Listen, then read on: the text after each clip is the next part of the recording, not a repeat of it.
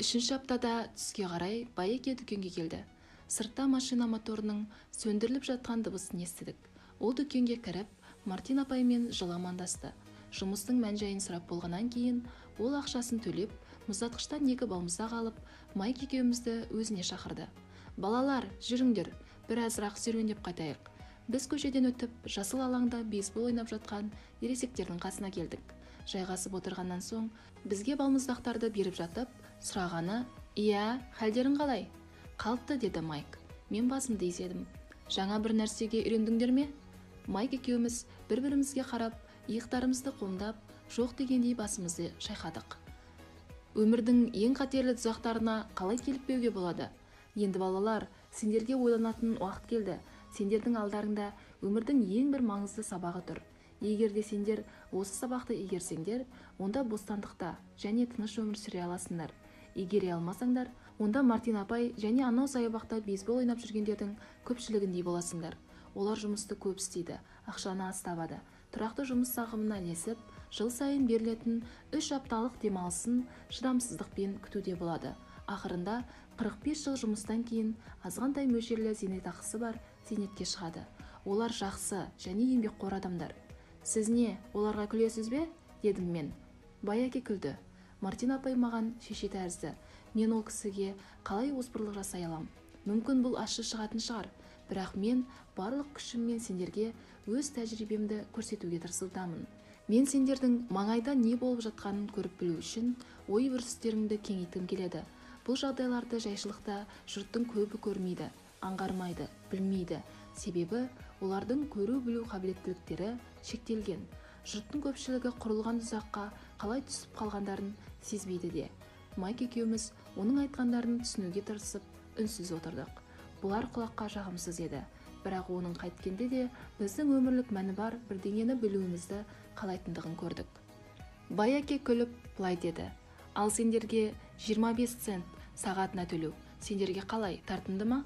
Бұдан сендердің жүрек қағыстарың жиіленбей ме?» Мен басымды шайқап, «Жоқ» дедім. Дегенмен шынымды айтпаған едім. Сағатына 25 цент мен үшін көп ақша болған болар еді. «Жарайды, мен сендерге сағатына $1 төлеймін», деп жалғастырды Байеке сиқырлы күлкімен. Енді менің жүрегім жиі соға бастады. Іштей «Келіс, келіс» деп өз-өзіме айғайлаумен болдым. Мен өз құлағыма сенбедім, бірақ үнсіз тұрдым. «Жарайды, $2 сағатына». Мендегі 9 жастағы баланың миымен жүрегім жарылып кете жаздады. Қалайда бұл 1956 жыл еді. Сағатына $2 жалақы мені әлемдегі ең бай бала қылар еді. Мұндай жалақы аламын деп еш уақытта ойлаған емеспін. Мен иә дегім келді. Мен келіскім келді. Көз алдыма велосипед, жаңа бейсбол қолғабы және достарымның таң қалушылық бейнелері елестей бастады. Осыдан кейін Джимми және оның достары енді мені кедей деп айта алмайды. Дегенмен қасарысқан адам тәрізді әлі үнсіз тұрдым. Мүмкін менің миым қайнап кеткен шығар, сондықтан бірде-бір сөз айта алмадым. Алайда тереңде жатқан пікірім сағатына $2 келісім беру еді. Балмұздақ еріп болып, қолымызға ағып, иісіне құмырсқалар қаптай бастады. Байеке осы сәтте көздері бақырайып, бастарында ешқандай ой жоқ, өзінен көздерін алмай отырған 2 балаға қарады. Ол бізді сынап отырғанын және оның ұсынысын қабылдауға біз жартылай даяр болып қалғанымызды білді. Ол әрбір адамның жан дүниесінде әлсіздік пен сараңдықтың бар екенін, солар арқылы оны сатып алуға болатынын білетін еді. Адамда осы 2 сезімнің қайсысы басым? Мәселе сонда. Ол өз өмірінде мыңдаған адамдарды сынап көрді. Мұны ол әрқашан жұмысқа қабылданушылармен әңгімелескенде жүргізетін. «Жарайды, $5 сағатына». Нақты осы сәтте іштей бір өзгеріс болғандай сабама түстім. Бірдеңе өзгерген сияқты. Ұсыныс орынсыз өте жоғары болды. Сондықтан ол дөрекі еді. Мендегі барлық аласапыран басылды. 1956 жылы үлкен адамдардың некен саяғы ғана сағатына $5 жалақы алатын болғандықтан қызығушылық жоғалды. Салқынқандылықпен асықпай басымды бұрып Майкке қарадым. Ол маған қарады. Менің жан дүниемнің әлсіз сараң жақтары үнсіз қалды. Сатып алуға көнбейтін түйсік бел алды. Менің басым мен жүрегімде тыныштық орнап, сенімділік пайда болды. Байқаймын, Майк те осындай құбылыс үстінде еді. «Жақсы», деді Байеке ақырын. «Көп адамдардың өз бағасы бар. Ол адам баласының ішкі жан дүниесінің қорқыныш және сараңдық деп аталатын сезімдердің нәтижесінде туады.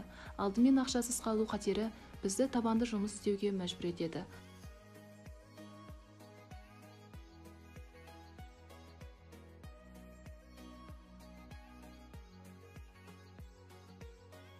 Осыдан барып дәрменсіз жаман шеңбер пайда болады. Ол неғылған шеңбер деп сұрадым мен.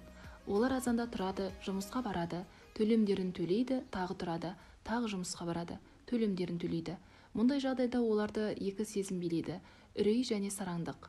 Оларға көп ақша ұстатып көріңізші. Бәрібір өз шығындарын көбейте отырып, осы шеңбер айналымынан шықпайды. Мұны мен үйге құйрық жүгірісі деймін. Ал басқа жол бар ма? Деді Майк. Иә, бар, деді Байяке даусын созыңқырап. Ол қандай жол деп сұрады Майк қызыға. Оны менімен бірге жұмыс істей және оқи жүре түсінесіңдер деп сенемін. Сондықтан мен сендерге ақша төлеуді тоқтаттым. Онда біз не істеуіміз керек? Тым болмаса соны айт, деді Майк. Білесің бе, өзі ақысыз осыншама жұмыстан шаршадық. Жарайды, бірінші қадам ол шындықты айту, деді Байяке. Біз алдаған жоқпыз, дедім мен. Сендер алдадыңдар деп мен де айтып отырғаным жоқ. Мен шындықты айту дедім. Не жөнінде шындық? Ол сендердің не ойлап тұрғандарың жөнінде. Оны біреулерге айтудың қажеті жоқ, тек қана өз-өздеріңе. Сонда сіздің айтпағыңыз, мына парктегі адамдар, сіздің қызметкерлеріңіз, Мартин апай, олар оны жасамай ма? Дедім мен. Байқауымша солай, деді Байяке. Оның орнына олар ақша болмай қалады деп қорқады. Бұл үреймен күресудің орнына ойланбай қимыл жасайды.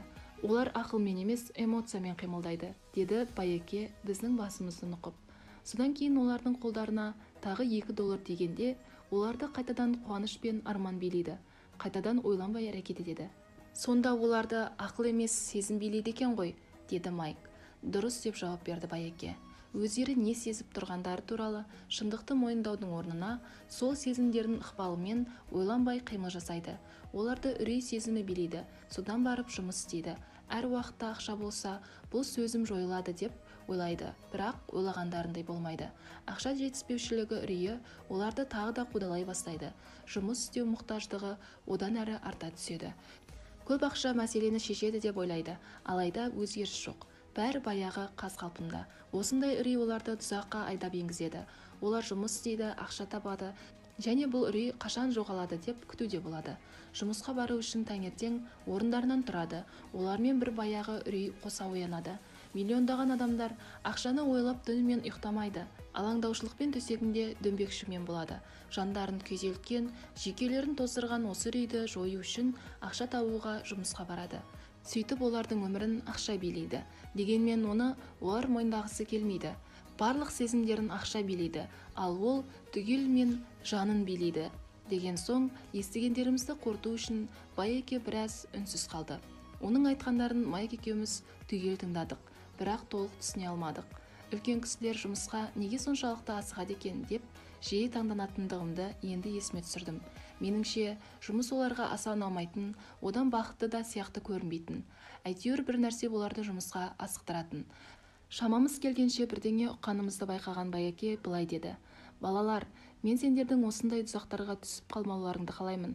Менің сендерді нақтылы үйретейін дегенімнің өзі осы еді. Жай ғана бая тану үшін емес. Себебі байлық құр өзі проблемаларды толық шешпейді. Шешпейді? Дедім мен таңданып. Жоқ, шешпейді. Мен сендерге әлі екінші сөзім ынтызарлық туралы ештеңе айтқаным жоқ. Кейбіреулер мұны сараңдық дейді, бірақ маған ынтызарлық деген көп ұнайды. Адам өзіне жақсы, әсем, қызғылықты бірдеңені қалаушылық өмірдегі қалыпты жағдай. Осы қалауларын қанағаттандыру мақсатында адамдар ақша үшін жұмыс істейді. Оларды ақшаға сатып алып, орындауға болады деп ойлайды. Алайда, мұндай құмарлықтары қысқа мерзімді болып, қайтадан олардың орнына одан да үлкен, жақсы тұрмыс құру, салтанатты үй болуы, жаңа машина, тағы басқа солар үлкен сұраныстар пайда болады. Сөйтіп ары қарай жұмыс істеулерін жалғастыра береді. Күндердің күнінде көп ақша олардың жанын күйзелтіп жүрген үрей мен мұқтаждықты жояды деп сенеді. Алайда ақша мұны істей алмайды. Сен бай адамдар жөнінде айтып отырсың ба, деп сұрады Майк. Иә, байлар жөнінде де, деп жауап берді Байяке. Дегенмен көп бай адамдардың баюына ықпал еткен мұқтаждық емес, қорқыныш. Олар ақша кедейліктен құтқарады деп есептейді. Сондықтан көп ақша жинайды, бірақ үрей одан сайын күшейе түседі. Енді байлықтарын жоғалтып аламыз ба деп қорқады. Бұлайда жеткілікті ақшалары бола тұра, жұмыс істеуді тоқтатпаған менің достарым бар. Мен миллиондаған ақшалары бар адамдарды білем. Олардың қазіргі үйлері кедей кезіндегі үйлерінен әлдеқайда басым, содан үлкен зардап шегуде. Олар жинаған ақшаларын жоғалтып аламыз ба деп өлердей қорқады. Баюға ықпал еткен қорқыныш күшейе түседі. Адам жанының қорқыныш және сараң сезімдері берекелерін алады. Ақшамен келген зәулім үйлерін, қымбат машиналарын, байлықты тұрмыстарын жоғалтқылары келмейді. Егер де барлық ақшаларын құртып алса, жұрт не дейді деп толқиды. Сырт көрініске бай және алаңсыз өмір сүріп жатқан адамдардай көрінгенімен, жүйкелері тозып, іштерінде ит өлгендей қалыпта болып, ауруға шалдығады. Онда кедей адамдар бақытты ма деп сұрадым мен. Олай ойламаймын, деді Байеке. Ақшадан алшақтық оңысы емес, сондай-ақ оған аса табынушылық та абырой бермейді. Осы кезде әдейі ұйымдастырғандай, біздің жанымыздан қаланың бір мүсәпір шалы өтіп, қоқыс жиналған жерге барып бірдеңелерді қопарыстыра бастады. Біз оның қимылын міз бақпай таңданып қарап отырдық. Бұрын мұндайға мән бермейтінбіз. Байеке әмиянынан $1 ақша алып, ишаратпен шалды шақырды. Ол ақшаны көріп лезде жетіп келді. Оны алып көпке дейін рахметін айтып, төбесі көкке жеткендей болып шапшаң кетіп қалды. Бұл кісінің менің көптеген жұмыскерлерімнен айырмашылығы шамалы, деді Байеке. Мені ақша қызықтырмайды дегенді жиі айтатын адамдарды көп кездестірдім. Дегенмен ол ақша үшін күніне 8 сағат ғұмыр бойы жұмыс істеуге даяр. Олар шындықты жасырады. Егерде оларға ақша қажет болмаса, онда неге жұмыс істейді? Мұндай пиғыл ақшаны қапшықтап жинаушы адамның пиғылымен салыстыруға келмейтін сорақылық еді. Байекенің сөзін тыңдай отырып, өз әкемнің мені ақша қызықтырмайды деп жиі айта беретін бейнесі көз алдыма елестеумен болды. Оның тағы бір жиі айтатыны, менің жұмыс істейтін себебім өз жұмысымды қатты ұнатамын дейтін. Енді біз не істеуіміз керек, дедім мен.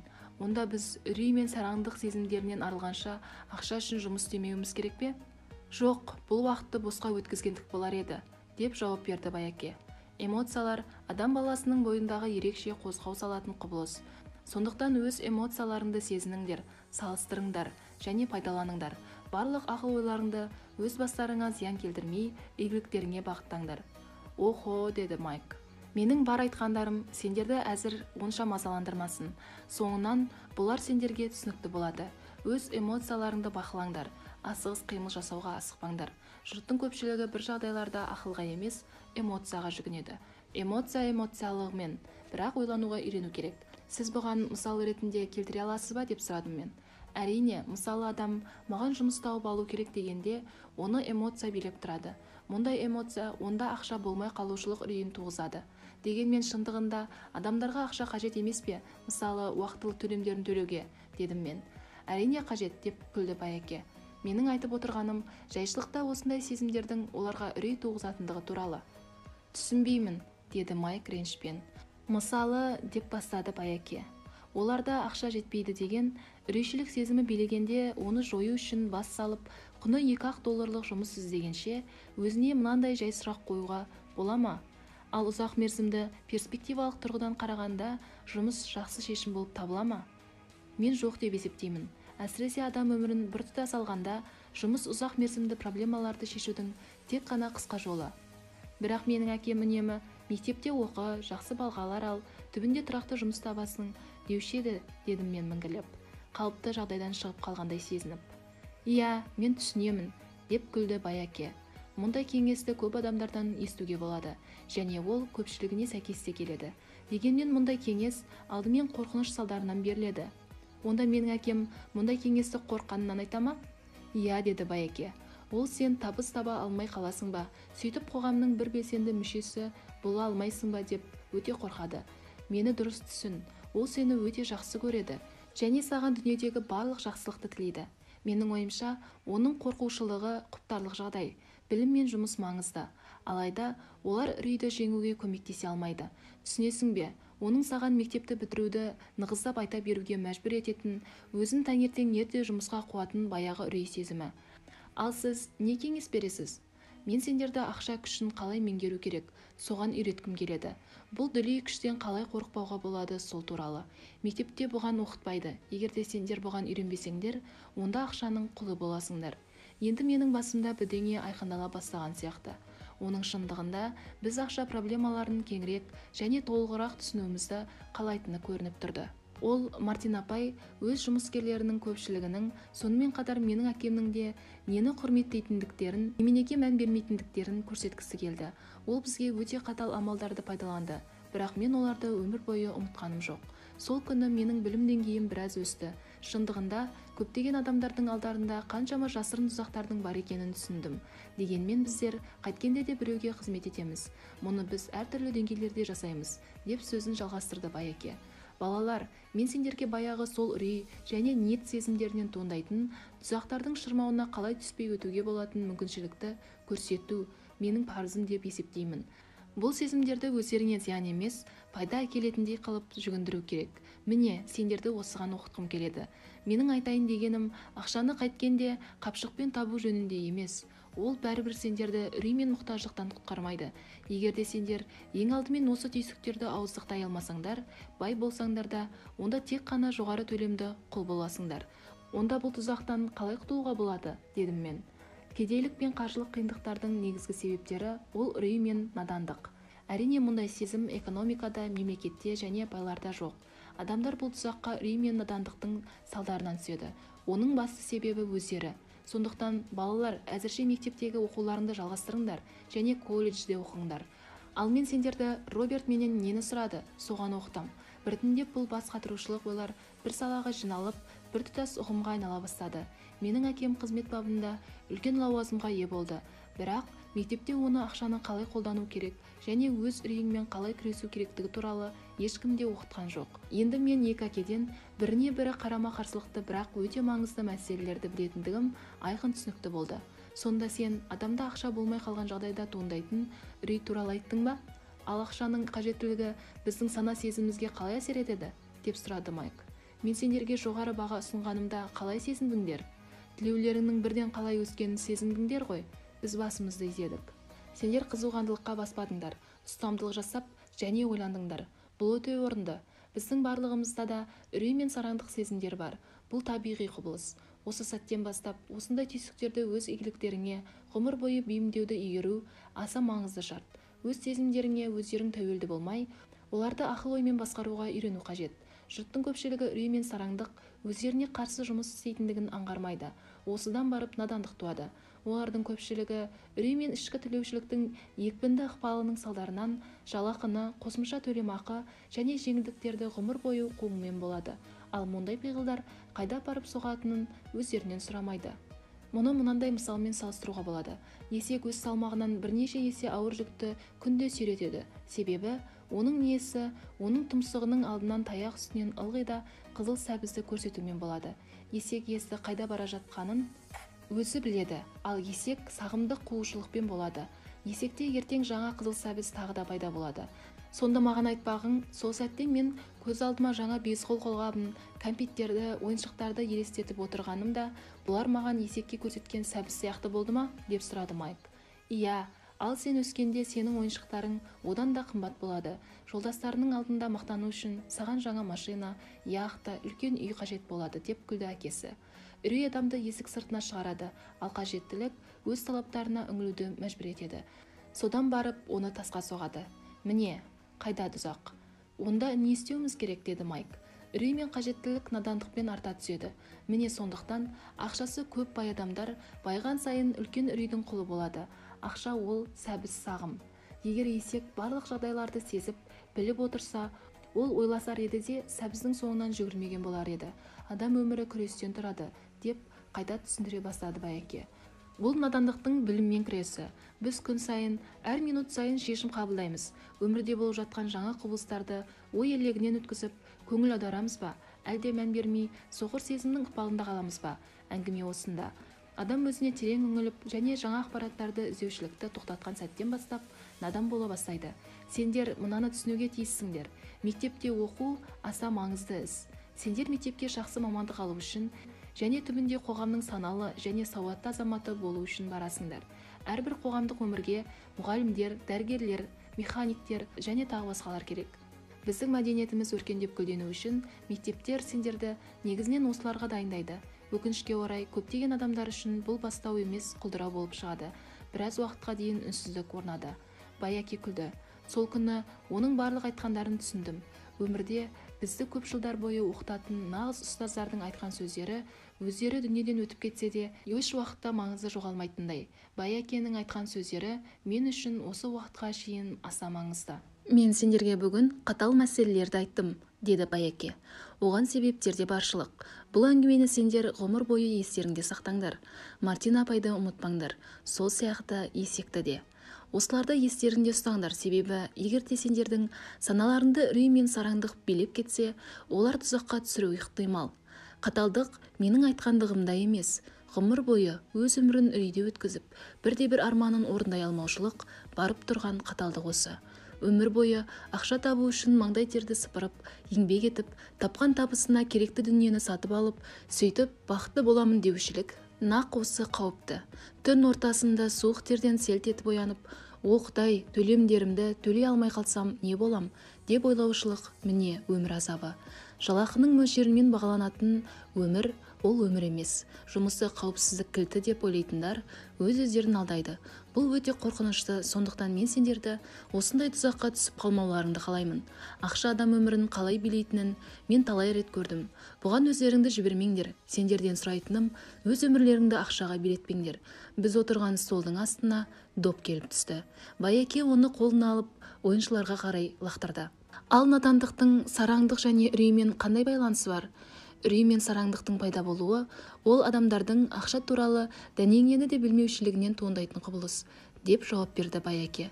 Мысалы, дәрігерді алайық. Оған отбасын қамтамасыз ету үшін көп ақша керек. Сондықтан ол өзі көрсететін қызметінің бағасын көтереді. Осыдан кейін дәрігерлік көмек барлықтары үшін қымбат болады. Бұл ең алдымен кедей адамдарға соққы болып тиеді. Одан кейін заңгерлер бағаны көтереді де, енді мұғалімдер де жалақының көтерілуін қолдайды. Сөйтіп бізден көп салықтар алынады және тағы басқалар. Ақырында тез арада кедейлер мен байлардың арасында үлкен алшақтық пайда болады да, аяғы былыққа, қақтығыстарға әкеліп соқтырып, өркениеттіліктің түбіне жетеді. Міне осындайлардың салдарынан өмірде талай өркениеттілік күйреген болатын. Америкада осы жолға түсіп, тарихтың қайталанатындығын дәлелдеуде, себебі бұл тарихтан ешқандай қорытынды шығармаймыз. Біз тек қана даталар мен адам есімдерін жадымызда сақтап, нақтылы материалды игермейміз. Ал бағалар көтерілмеуге тиісті ме? Дедім мен. Жоқ, егер де ақылды үкіметі мен өркениетті қоғам болса, бағалары керек болса төмендеуге тиісті. Әрине, бұл жалпы теория ретінде болады. Бағалардың қашанда көтерілуін үрей мен сараңдықтың салдарынан шығын надандықтың көрсеткіші болады.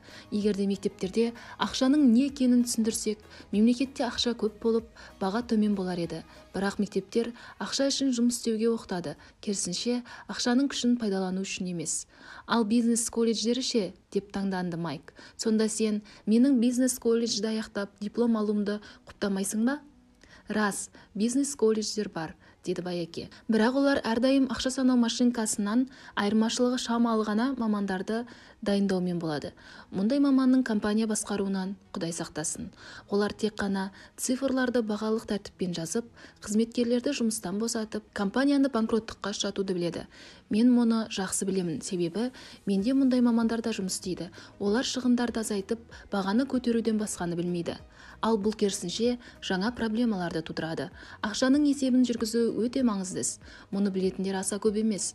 Бәрібір ол жағдайды толық суреттей алмайды. Ал осыдан шығар амал бар ма? Деп сұрады Майк. Бар, деді Байеке. Өз сезімдеріңді ойлану үшін пайдалануға үйреніңдер. Керісінше асығыс сезімдер негізінде ойлану үшін емес, деді. Сендер бірінші ретте өз сезімдеріңді билей отырып, құны тегінге жоқ жұмыс істеуге келісімдеріңді бергенде, мен сендердің дәрменсіз емес екендіктеріңді байқағанмын. Ал мен сендерге көп ақша ұсынғанымда да қызу қандылыққа ұрынған жоқсыңдар, сезімге берілмей тағы да ойландыңдар. Бұл бірінші қадам. Ал бұл қадам неге сонша маңызды, дедім мен. Мұны өздерің білуге тура келеді. Егер де оқығыларың келсе, сендерді топ шеңгелге апарам. Ол жерден барлығы да қашқақтап жүреді. Сендер жұрт жуымайтын жерге барасыңдар. Егер сендер менімен болсаңдар, ақша үшін жұмыс істеу пиғылынан айырыласыңдар. Сөйтіп ақшаның өздерің үшін жұмыс етуге үйренесіңдер. Ал бізге не болады, егер біз сізбен болсақ? Сізден оқуға келіссек, біз не аламыз? Деп сұрадым мен.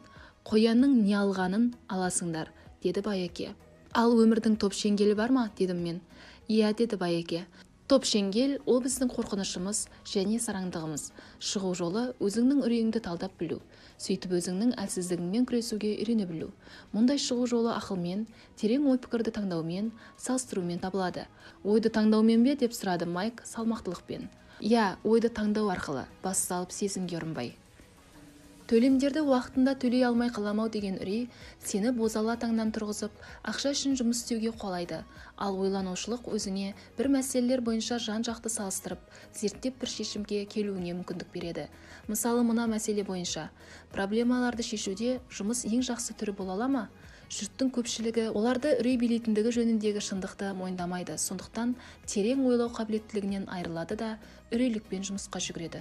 Солай қарамай қуыршақтың тұтқынында болады. Өз ойларыңды таңдап алуларың керек дегенімде осыны ескерген едім. Оны қалай істеуге болады, деді Майк. Міне, бұған мен сендерді үйретем. Мен сендерге таңертең ерте асығыс кофе ішіп, жұмысқа жүгірушілік асығыс сезіміне ұрынбай, көп ойлардың ішінен қайсысын қалап алуды, таңдауды үйретем.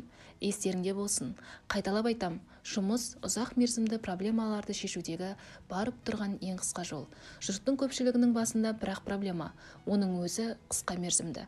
Ол айдың аяғында төлемдерді төлеу. Олардың өмірін ақша билейді, немесе дәлірек айтсақ, үрей және ақшаның мәнін түсінбеушілік. Олар өздерінің ата-аналарының істегендерін қайталап, күнде тұрып ақша үшін жұмысқа кетеді. Өздеріне басқа тәсіл бар ма деген сұрақ қоюға уақыттар жоқ. Олардың ойларын эмоциялар билеген, ақыл емес. Ал эмоциялар ықпалымен пайда болған ойларды ақылмен пішкен ойлардан қалай айыруға болады, деп қызықтады Майк. Өте оңай, кейбір адамдар мұндай ойларды жиі қайталайды, деді Баяке. Мысалы, несі бар, біз бәрімізде жұмыс істеуіміз керек, немесе барлық байларды соттау керек, және мен басқа жұмысқа кетемін. Менің жалақымның өсірілуіне хақым бар, маған бұлай қарауға ешкімде де тырп еткізбеймін. Немесе, маған бұл жұмыс ұнайды, себебі ол тұрақты деген сияқтылар. Ал керісінше, мен мүмкін бірдеңені түсінбейтін шығармын, дегенді олар айтпайды. Нақ осы сұрақ эмоцияларға біздің ойымызды билеп кетуге тосқауыл болады және байыпты әрі жан-жақты ойлауға уақыт береді. Мойындауымыз керек, сол күні бізге маңызды сабақ берілді. Бұл адамдардың сөйлеуі немесе іс-қимылы эмоциялардың ықпалымен бе, әлде ой елегінің ықпалымен болып тұрма? Соны қалай ажыратып білу сабақ еді. Осы сабақ маған өмір бойы пайдасын тигізді. Әсіресе өзімді ақыл емес эмоциялар билеп тұрғандарын сезінгенімде. Біз қайтадан дүкенге кеттік. Жолшыбай Баяке байлардың шындығында ақша жасайтындығын түсіндірді. Олар ақша үшін жұмыс істемейді. Біз Майк екеуміз жезден 5 центтік ақша жасағанымызда біздің ойымыз байлардың ойына өте жақын еді. Мұның проблемасы тек қана заң жүзінде рұқсат етілмеу еді. Оны банктер мен мемлекет қана жасай алады, бірақ біз емес. Ол ақша жасаудың заңды да, заңсыз да жолдары бар екенін түсіндірді. Содан кейін айтқаны, байлар ақшаның қиял, сағым екенін біледі. Яғни, есекке көрсеткен сәбіз секілді теңеу деді. Миллиондаған адамдар ақшаны ақиқат деп есептейді, және олардың үрейлері мен сараңдықтары осы қиялды қолдайды. Шындығында ақша бұл жалған. Ол ойын картасынан жасалған үй тәрізді. Оның құламай тұрған себебі оған көпшілік сенеді. Сол кезде оның айтқандарын толық түсіне алмадық, бірақ жылдар өткен сайын оның айтқан сөздері біз үшін үлкен терең ақиқатқа айналған еді. Біреулердің көрмегендерін қалай көруге болады? Дүкеннің жанында тұрған пикап машинасына отырып жатып айтқаны: балалар, жұмыстарыңды жалғастырыңдар. Жалақы туралы қаншалықты тез ұмытсаңдар, өскендеріңде соншалықты өмір сүрулеріңе жеңіл болады. Өз ойларыңды пайдаланыңдар, тегін жұмыс істеңдер. Сонда осының ықпалымен ақыл-ой тез арада ақшаны қалай табуға болатындығы жөнінде өз бағытын береді. Сөйтіп, жұрттың көпшілігіне белгісіз жағдайларды, қолдары жетпейтіндерді көріп айыра аласыңдар. Мүмкіндіктер олардың мұрындарының астында тұрады. Көпшілігі оны байқамайды, себебі олар жақсы жалақысы бар тұрақты орынды іздейді және сонымен шектеледі. Бір ғана мүмкіншілікті көру жеткілікті. Ары қарай басқаларын көруді де үйренесіңдер. Сендер мұны істегенде мен тағы да бірдеңеге үйретем.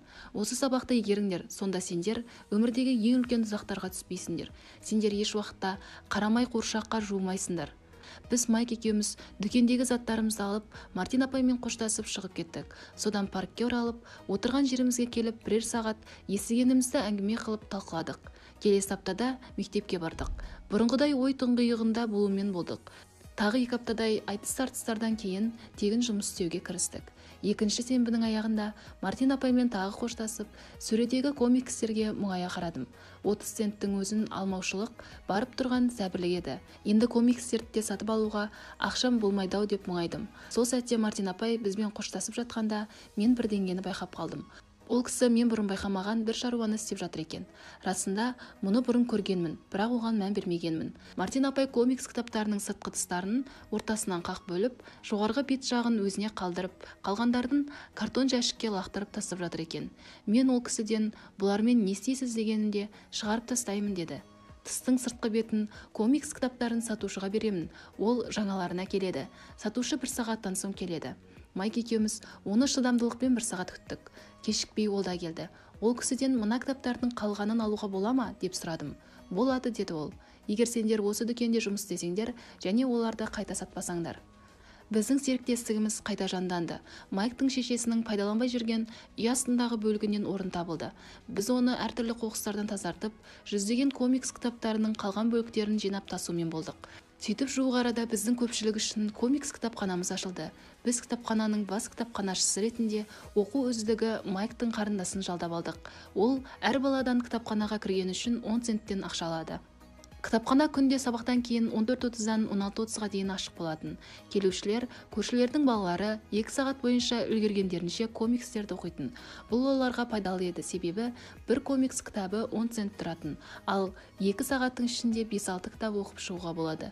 Майктың қарындасы кітаптарды біреулердің алып кетпеушілігін бақылап отыратын. Оның сыртында келушілердің тіркеу кітабын жүргізетін және күнде кімдердің келетінін есептеп жүргізетін, пікірлерін жазатын. 3 айдың ішінде біз Майк екеуміз аптасына орта есеппен $9.50 ақша таптық. Біз оның қарындасына $1 ақша төлеп, кітаптарды тегін оқуға рұқсат ететінбіз. Дегенмен, ол кітаптарды сирек оқитын, көбіне сабақтарын дайындап отыратын. Біз Майк екеуміз шарт бойынша сәрсенбі сайын бұрынғыдай дүкенде жұмыс істедік. Біз комикстер сатушысына берген өдемізді орындадық. Оның кітаптарын қайта сатқанымыз жоқ. Кітаптар әбден тозығы жетіп жыртылғанда, пайдалануға келмегенде өртеп жіберетінбіз. Біз кітапханамыздың филиалдарын ашуға тырысып көрдік, бірақ Майктың қарындасындай сенімді кітапханашыны таба алмадық. Міне, осылай біз кадр проблемаларының не екенін ерте түсіндік. 3 айдан соң кітапханада төбелес басталды. Оның ішіне көршілес көшелерде тұратын бұзақы балалар кіріп кеткен болатын. Майктың әкесі істі жабу керек деп ұсыныс берді. Сөйтіп іс жабылды. Біз де сенбі сайын дүкенде жұмыс істеуімізді тоқтаттық. Оның сыртында Байеке былайда бізді тағы басқа жаңа нәрсеге үйретуді ойлаған еді. Біздің оның бірінші сабағын жақсы игергенімізге өте қуанышты еді.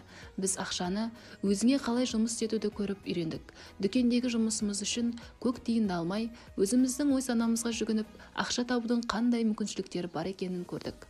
Өзіміздің бизнесімізді бастап, комикс кітапханасын құрып, біз қандай да болмасын жұмыс берушіге тәуелді болмай, өз қаржымыздың қожайыны болдық. Мұның ең жақсысы мынадай еді. Біз кітапхананың өз ішінде жұмыс істемесек те, біздің бизнесіміз табыс әкелді. Біз үшін біздің ақшамыз жұмыс істеді. Байеке бізге жалақы төлеген жоқ. Ол бізге бұдан да көпті берді. Құрметті тыңдарман, каналдың дамуы үшін каналға жазылып, және де біздің жаңа видеоларымыз сізге көрініп тұру үшін қоңырауша белгісін басып қойды ұмытпаңыз. Комментарий бөліміне сын пікірлеріңізді қалдырыңыз.